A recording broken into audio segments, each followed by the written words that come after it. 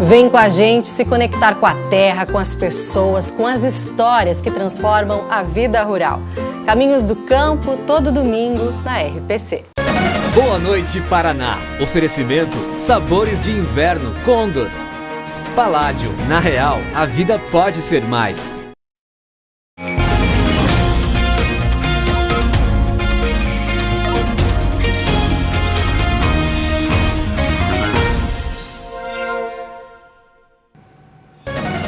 Olá, boa noite. 100 anos de um mestre da literatura. No centenário de Dalton Trevisan, o vampiro de Curitiba, o Boa Noite Paraná apresenta uma reportagem especial com imagens raras, os últimos escritos e histórias do curitibano, que foi um dos maiores nomes da literatura brasileira. Frio da semana impulsiona o movimento nas lavanderias. Muitas estão abrindo aos domingos para dar conta de atender quem não consegue secar a roupa em casa. Não é mais só o véu, grinal da igreja e uma simples festa. De tatuagens ao vivo a DJs em cubos de LED. Para quem quer investir um pouco mais, compra um show de experiências. É o que mostra uma feira de noivas e debutantes que acontece neste fim de semana em Curitiba. E os 30 anos de um grupo que trabalha pelo bem da comunidade. Hoje tem a Noite da Sopa, que esquenta o corpo de quem precisa e o coração de quem ajuda. É agora no Boa Noite Paraná, fique com a gente.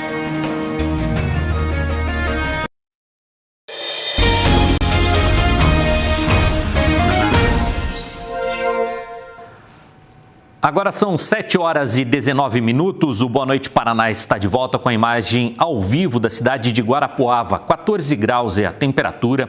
Bom ter você com a gente na noite deste sábado. Um escritor genial, um escritor inovador, revolucionário, um escritor único. Palavras que definem Dalton Trevisan. Hoje ele completaria 100 anos. Para celebrar a trajetória do curitibano, o Boa Noite Paraná mostra uma reportagem especial. Uma homenagem à obra e ao legado construído durante 8 décadas de produção literária. Você vai ver os últimos trabalhos do autor, fotos do acervo pessoal e um registro raríssimo, em vídeo feito aos 99 anos. Novas versões de um Dalton que pouca gente conheceu.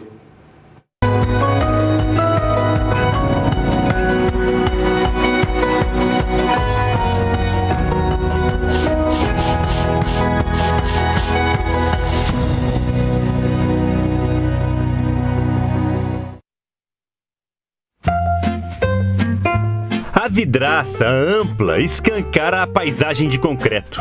Diante da tela urbana do centro, Dalton Trevisan, o espectador mais atento de Curitiba. Registro raro do escritor, dono de privacidade intransponível que alimentou o imaginário dos leitores. Esta outra foto mostra Dalton no escritório lendo notícias no computador. Aqui, caneta na mão, lidando com os afazeres formais postos no papel. As fotografias foram tiradas no apartamento onde ele morou no fim da vida e onde fez os últimos trabalhos, já aos 99 anos. Imagens gravadas no mês seguinte à morte do escritor mostram como era o imóvel ainda com as coisas, com a cara dele. O material é parte importante do curta-metragem produzido pelo Instituto Moreira Salles, que recebeu, por desejo do escritor, o acervo de Dalton. Na sala, a antiga máquina de escrever que transformou observações minuciosas em contos memoráveis, premiados com as maiores honrarias. E um boné deixado em cima da poltrona. No quarto escritório, a escrivaninha e estantes apinhadas de livros. Numa delas, Dalton reservou espaço para outra delicadeza, o porta-retrato com a foto da infância. Por lá também ficou o corretivo, recurso de primeira hora para a obsessiva tarefa das correções e emendas. Nesta prateleira, os livros com as últimas revisões do escritor. Os originais agora estão sob os cuidados da amiga de 2 décadas. Fabiana nos mostra um hábito do contista. No canto da página, Dalton sempre anotava a data da última alteração. Eu acho que ele foi o grande leitor dele mesmo, assim, né? Ele tinha prazer, ele redescobria coisas. Eu acho que esse processo de reescrita dele é muito disso, assim, ele realmente tinha um certo reencontro com a obra depois de um tempo, ele nunca dava tipo, minha obra pronta, minha, né? O contista, um dos maiores de todos os tempos, nunca reeditou um livro, nem um conto sequer, sem revisar e alterar antes da nova publicação. O texto final da literatura do Dalton é só dele. Ele não obedece aos nossos ditames, ele não obedece às regras normais da língua. Então é uma literatura muito inovadora e constantemente inovadora. A obra, com as últimas mudanças feitas pelo autor, vai ser republicada. A primeira leva inclui 7 livros repaginados com nova capa. Os adolescentes, jovens que nunca tiveram contato com a obra, que possam descobrir, né, na história da literatura brasileira uma figura de um calibre, de uma envergadura enorme, que fala muito para essas pessoas, que fala muito sobre o dia de hoje. Nesse repertório de preciosidades, novas camadas do contista vão surgindo em forma de homenagem. Uma exposição em cartaz na Universidade de São Paulo celebra o centenário do autor. Estivesse vivo, ele completaria hoje 100 anos. Quando eu fiquei sabendo que teria uma exposição aqui na USP, eu achei que seria interessante para conhecer a vida dele, a obra dele. Foram 8 décadas de produção literária. Desde muito cedo, Dalton Trevisan escancarou, por meio da escrita, o cotidiano de pessoas comuns, seus dramas, prazeres, angústias, preocupações. Percorreu todo esse labirinto existencial de carona no estilo provocativo, irônico, realista. Adjetivos que, aliás, produziram um outro, mais adequado à obra de Dalton: inconfundível. A exposição vai mostrar como ele era um cara realmente mais aberto do que essa imagem cristalizada do vampiro, do sujeito que vive isolado numa casa. Vai reapresentar o Dalton da cabeça aos pés a um público mais amplo. A exposição oferece um passeio inédito. Desvenda o escritor que cultivava conexões de peso. Esta carta foi enviada por Carlos Drummond de Andrade. De Clarice Lispector, ele recebeu uma dedicatória. Outra raridade revelada ao público no ano do centenário são esses diários, saborosa relíquia da vida pessoal. O primeiro exemplar de Apolaquinha. Alegria de 3 minutos? Nem isso. Violentamente aporrinhado pelo atraso da publicação. Boa crítica em jornais e revistas e nada do livro nas livrarias. Nas letras cursivas sobre o papel, ex-Dalton Trevisan, tomado pelo alívio. Em São Paulo, revisão do olho no médico. Ufa! De prêmio, peixe grelhado com legumes. Viagem tranquila de avião. Anotações de um homem de rotina, como define com autoridade a grande amiga, que também foi funcionária do escritor. Dalton acordava cedo, tomava café da manhã, lia os jornais e depois se entregava à literatura. No fim da tarde, curtia um filminho ou 2. Eu achava muito digno Dalton querer envelhecer com autonomia, com liberdade, com sanidade, assim, né, do jeito que ele sempre foi, assim. Para mim, a maior prova de lucidez do Dalton até o final é que ele enxergava o problema, tipo, não consigo, sinto tontura quando vou amarrar o cadarço. Ele adorava usar tênis, ele tinha uma coleção de tênis, ele era viciado em tênis. Daí, assim, ele falou, quero continuar usando os meus tênis, eu não quero usar sapato de velhinho. Um Dalton bem-humorado, um Dalton que apenas uns poucos privilegiados conheceram na intimidade. Essas fotos raras do acervo pessoal mostram o contista afetuoso, despojado. Mais jovem, tentou o topo da palmeira de um verão qualquer. E mais de uma vez ostentou o, como preferia em seus contos, óculo de armações grossas. Aqui, recém-casado. E em momentos de descontração na companhia da mulher. E olhe, um sujeito família por inteiro. Para Dalton e Fabiana, o tempo e a convivência próxima e diária escreveram uma vigorosa história de amizade, de carinho e de cumplicidade. O Dalton foi minha família, né?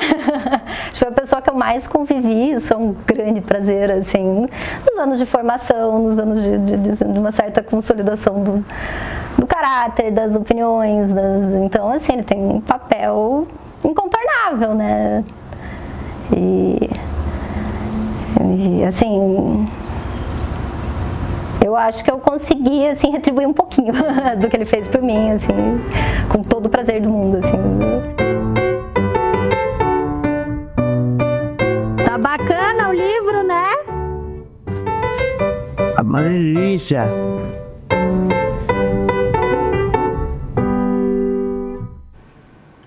Que delícia, né? Durante todo o ano do centenário, a RPC vai exibir nos telejornais outras reportagens do projeto Dalton 100 anos. Como você viu, um escritor que se renovou e deixou um grande legado, uma enorme contribuição à literatura nacional. Um Dalton além do Vampiro de Curitiba. Fique ligado. Lembramos também que o G1 Paraná preparou uma reportagem especial sobre os 100 anos de Dalton Trevisan. Lá você encontra um quiz interativo. O QR Code que aparece na tela te leva a essa interatividade, a uma enquete para você testar seus conhecimentos sobre a vida e a obra do autor. 2 dias depois do anúncio da abertura de novos leitos, Toledo já está sem vagas na UTI do Hospital Bom Jesus. Amanda Guedes, ao vivo, atualiza as informações para a gente. Oi, Amanda. Oi, Robertson, boa noite para você e a todos. Nós recebemos imagens da UTI do Hospital Bom Jesus, a UTI que hoje está lotada. Nesse espaço são 26 pacientes, esse espaço que tem capacidade para atender 24 pacientes. A direção ainda disse que pelo menos 6 pacientes estão aguardando por leito de UTI na sala de suporte do pronto atendimento. A direção garantiu que mesmo assim todos os pacientes estão recebendo o atendimento necessário. Para ter ideia, o Hospital Bom Jesus ele é referência no atendimento para vítimas de acidentes graves. Então, hoje, se tivesse que receber um paciente dessa situação, não teria espaço. Lembrando que nessa semana o Estado anunciou mais 10 novos leitos de enfermaria e 2 outros leitos de UTI para o Hospital Bom Jesus. Esses leitos eles abririam somente na segunda-feira, mas eles já tiveram que ser ocupados neste sábado. Já no Hospital Regional da cidade, o Estado liberou a montagem de 4 leitos de UTI e 4 de enfermaria, outro hospital de Toledo, e segundo a direção, todos esses leitos também já estão ocupados na cidade. Volto com você, Robertson. Obrigado, Amanda.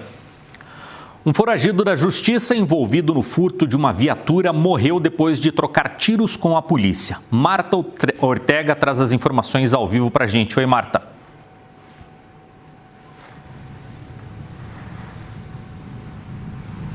Olá, Robertson, boa noite para você, boa noite a todos. Esse confronto aconteceu hoje à tarde no Conjunto Floresta, na zona rural de Sarandi, bem pertinho aqui de Maringá. E esse suspeito, identificado como Éber Henrique de Souza Martins, de 33 anos, acabou morrendo ali mesmo no local. De acordo com a polícia, ele é um fugitivo da cadeia de Francisco Beltrão, da cadeia pública de Francisco Beltrão, onde ele estava preso por furto. Ele conseguiu também ali em Francisco Beltrão furtar uma viatura da polícia que tinha armas dentro, inclusive, e foi até a cidade de Londrina. Ali em Londrina, ele acabou abandonando esse veículo. A gente mostrou nos nossos telejornais que tinha, além das armas, um cachorro, um filhotinho de cachorro nessa viatura na zona rural. Hoje de madrugada, esse suspeito acabou entrando em uma unidade básica de saúde ali em Londrina. Ele arrebentou o cadeado do portão, atravessou um pátio. Ele também acabou pulando um muro e conseguiu chegar até a unidade básica de saúde, onde arrebentou o cadeado, entrou numa sala, vasculhou bastante ali naquela sala e encontrou a chave de uma outra viatura, então, que fazia, o pessoal acabava levando esse carro para fazer visitas na cidade aqui, lá de Londrina. Aí o que aconteceu? Essa viatura foi interceptada e ele acabou, então, morrendo durante esse confronto. O corpo dele foi encaminhado aqui para Maringá e o carro vai ser periciado lá na delegacia da Polícia Civil em Sarandi. Eu volto com você. Obrigado, Marta, pelas informações. A umidade e o frio das últimas semanas deixam muitas pessoas com pilhas e pilhas de roupas à espera do sol e do tempo mais seco. Em busca deste público, as lavanderias estão abrindo até aos domingos e o movimento está intenso. Tempos modernos, aqui é tudo automatizado. Fica aberta de domingo a domingo dentro de um supermercado e para lavar e secar a roupa, o cliente paga R$ 19,90 cada ciclo. Mas tem desconto terças, quartas e quintas por R$ 16,90. Chuva e frio são garantia de mercado aquecido. Que o diga a dona, que também tem lavanderia convencional. Realmente as pessoas estão dependendo disso, né? Porque o tempo está muito úmido, está muito frio, então para secar roupa em casa é difícil. Essas últimas semanas aumentou em 20%. A máquina de lavar quebrou e a Vanessa tem utilizado a lavanderia rápida perto da casa dela.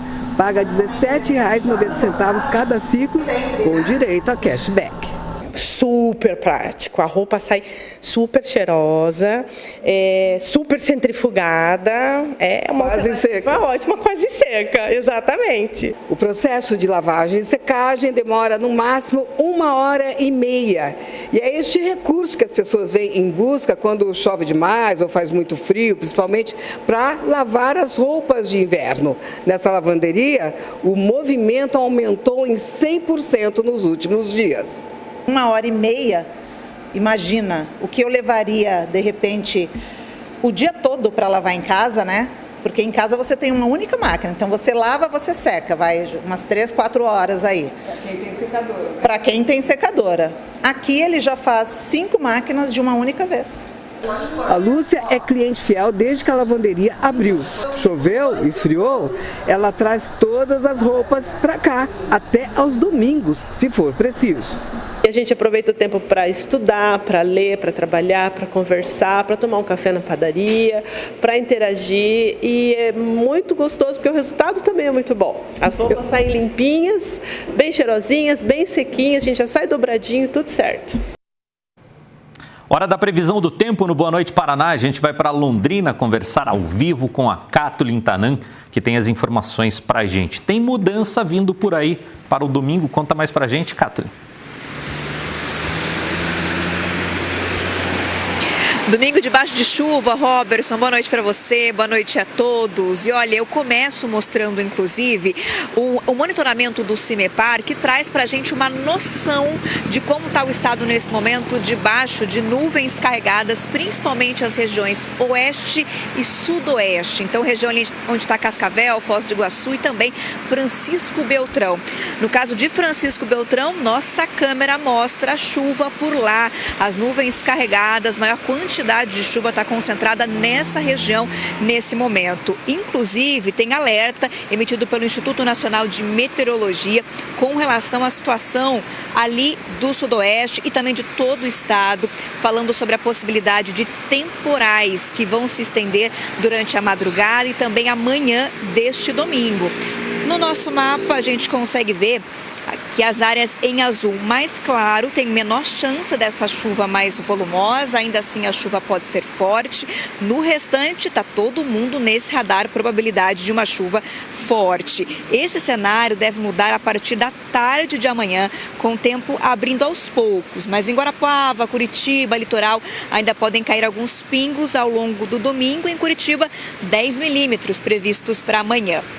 Por conta desse cenário de tempo mais fechado, as temperaturas continuam amenas. Olhem só, Cascavel, de 13 a 21 graus amanhã, Foz do Iguaçu, 13 a 22, Curitiba vai de 12 a 17 apenas, Ponta Grossa chega a 19, Londrina, de 15 a 22 e Paranavaí, de 17 a 25 graus. Pensando aí nos próximos dias, a gente começa por Curitiba, falando que depois do domingo chuvoso, na segunda a previsão é de tempo firme, com temperaturas parecidas com as de domingo. Terça e quarta, manhã fria, mas à tarde fica mais agradável, chegando aí aos 22 graus. E aqui em Londrina, me despeço com informações.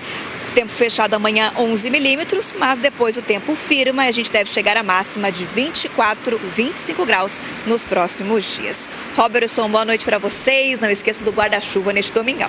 Já está reservado. Da mesma forma, uma ótima noite para você e um excelente domingo. Pelo menos temperaturas acima dos 10 graus em Curitiba, o que não aconteceu nessa semana, ou pelo menos nesses últimos dias. Obrigado, Kathleen, pelas informações. Durante essa semana, o Meio-Dia Paraná mostrou a história de Francielen Machado. Ela conseguiu realizar sonhos depois de conseguir um emprego com carteira assinada. Hoje, vamos conferir o último episódio da trajetória da Francielen. O Os sonhos que se tornaram realidade. Um emprego de carteira assinada, que permitiu a Franciellen pagar a CNH e comprar o primeiro carro. A jovem de 28 anos já recebeu 3 promoções na curta carreira. Estou para completar 4 anos em setembro. Ela trabalha em uma empresa de Colombo, na região metropolitana de Curitiba. A administradora por formação fez pós-graduação, curso em inglês e está no curso técnico de química, mais voltado ao emprego dela, já que ela compra materiais para a empresa. Para a Fran, é agora que a semente do futuro é plantada e investir nisso só é possível através da segurança que um emprego CLT a proporciona. Quando se planeja e tenta alçar um sonho, a primeira coisa que bate na cabeça é: tá, mas e o amanhã? E se acontecer alguma coisa, como que eu vou fazer para pagar aquela parcela? Como que eu vou fazer para assumir aquela dívida? Então isso dá uma segurança, por questão de seguro-desemprego e tudo mais. A Fran não quer parar por aí. Numa casa cheia de amor, os sonhos não competem por espaço. Dá para somar tudo e pensar mais para frente, ao lado do noivo, o José Rubens. A Fran e o Rubens resolveram morar juntos há cerca de 2 anos e a partir daí os objetivos passaram a ser compartilhados. O primeiro sonho realizado está aqui, a máquina de lavar, que inclusive já foi quitada. Depois, outras vontades foram surgindo e aí eles compraram geladeira, fogão, micro-ondas e com o esforço dos dois e muito trabalho, eles pretendem ir além. Isso quer dizer exatamente o quê? A casa própria, claro. Hoje eles vivem em um espaço cedido pelos tios do Rubens. Primeiro é o sonho que a gente quer realizar, né? É ter o nosso cantinho. Pra falar, é nossa casa, nosso canto, da nossa família. Depois disso, o plano é casar. E para cada coisa dessa vida, além de vontade, eles traçam planos. A gente pensar muito em só se beneficiar a curto prazo, a gente não consegue alcançar algumas metas, né? Então isso é bem importante. Mas não quer dizer que não dá para se divertir também. Afinal, a vida não é só pagar boleto. Por isso, não há restrição quando o assunto é curtir com os filhos. Falo que a gente instituiu aqui, pelo menos uma vez no mês, a gente tem que sair, todos nós 4, e fazer alguma coisa. Seja ir num restaurante de um rodízio, seja ir para um passeio. Isso é algo que o salário acaba proporcionando, né? Porque se nós não trabalharmos e a gente não conseguir disponibilizar um pouco desse recurso para poder fazer isso, a gente acaba ficando só atrelado a pagar conta. E nessa de planejar o futuro, acordar todos os dias para ir trabalhar, fazer amigos, manter amizades, aprender e poder ensinar em equipe, tudo vale a pena.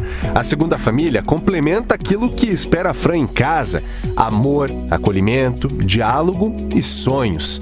É uma roda que só se complementa de mãos dadas. Eu trabalho porque eu posso agregar em alguma coisa, o meu trabalho me agrega e isso também me proporciona benefícios, no caso, me proporciona realizar sonhos. Com o trabalho, a gente muda a vida. Essa semana a Franciellen nos mostrou como que com o trabalho a gente muda. Amanhã, no intervalo do Domingão, você vai conhecer a Milana, que veio do Rio de Janeiro para Curitiba. Ao longo da próxima semana, é ela quem vai nos mostrar a importância de um trabalho com carteira assinada. A tradicional Noite da Sopa promete aquecer o fim de semana e fortalecer as ações sociais da paróquia São Marcos aqui em Curitiba. A Dulcinéia Novaes está lá e conversa ao vivo com a gente. Oi, Dulcinéia. Oi, Robertson, boa noite. Aroma irresistível saindo aqui da cozinha da paróquia São Marcos, onde voluntários estão finalizando 6 tipos de sopas. Essas sopas serão servidas depois da missa, que está sendo, neste momento, celebrada pelo Padre Francisco. O salão já está pronto para este jantar. Os 6 tipos de sopa são sopa eslava, sopa minestra, canja, quirera com suã, sopa de mandioca, creme de abóbora, tudo com tempero muito caprichado, R$ 45,00 por pessoa para tomar sopa à vontade. Quem quiser também pode levar para casa, as porções custam R$ 15,00 cada uma, então pode levar aí as 6 porções. E este trabalho, então, como eu disse, é uma obra social da igreja, do grupo Movimento de Irmãos, que está completando 30 anos, é também comemoração pelos 30 anos desses voluntários. A igreja fica na rua Roberto Gava, número 310, aqui no Pilarzinho. Então, venham porque está muito bonito, muito organizado e as sopas feitas com muito capricho. Robertson. E a noite está propícia, né, Dulcineia? Com esse friozinho, vai bem. Parabéns aos voluntários da paróquia São Marcos, que fica aqui no Pilarzinho. Obrigado, Dulcineia. Vai até amanhã uma feira de noivas e debutantes aqui em Curitiba. Ana Flávia Silva está lá e tem mais informações pra gente. Oi, Ana.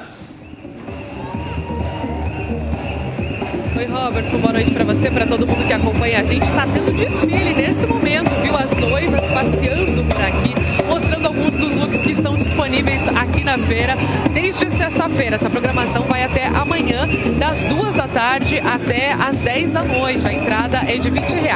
E por aqui são mais de 100 fornecedores mostrando as novidades do mercado de casamentos e também de festas de modo geral, né, para as debutantes, com opções de looks, também com opções para que você possa montar a sua festa. Hoje, inclusive, a gente conversou com um casal que veio em busca de algumas opções e chegou a fazer uma tatuagem aqui dentro da feira. Olha só o que eles disseram.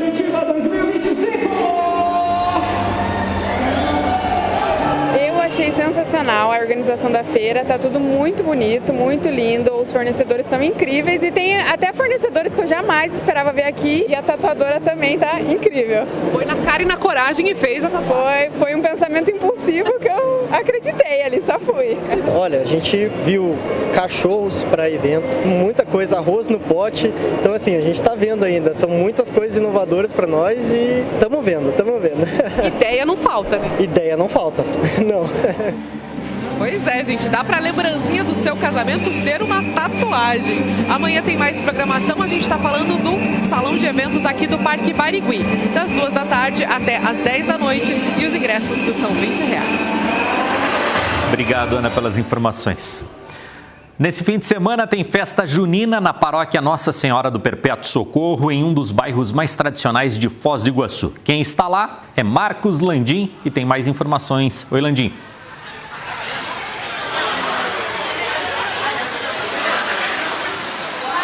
Oi, Robertson, boa noite para você, boa noite a todos que nos assistem. Uma das festas mais tradicionais aqui da cidade, deixa eu mostrar para vocês.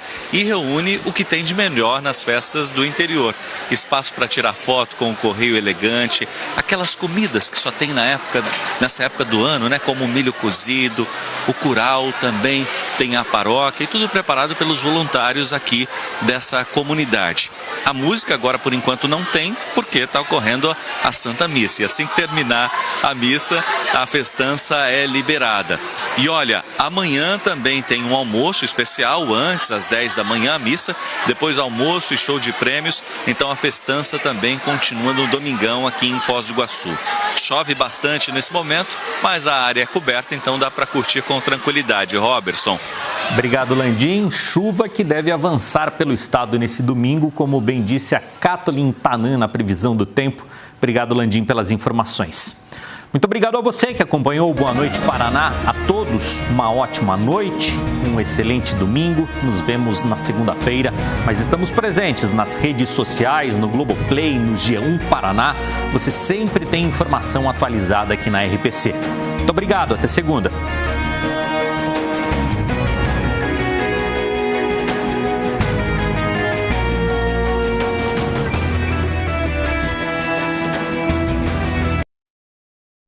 Boa Noite Paraná. Oferecimento Sabores de Inverno Condor. Paládio, na Real, a vida pode ser mais. Vivemos o esporte. Nosso encontro está marcado. É de segunda a sábado, logo depois do meio-dia Paraná, na tela da RPC.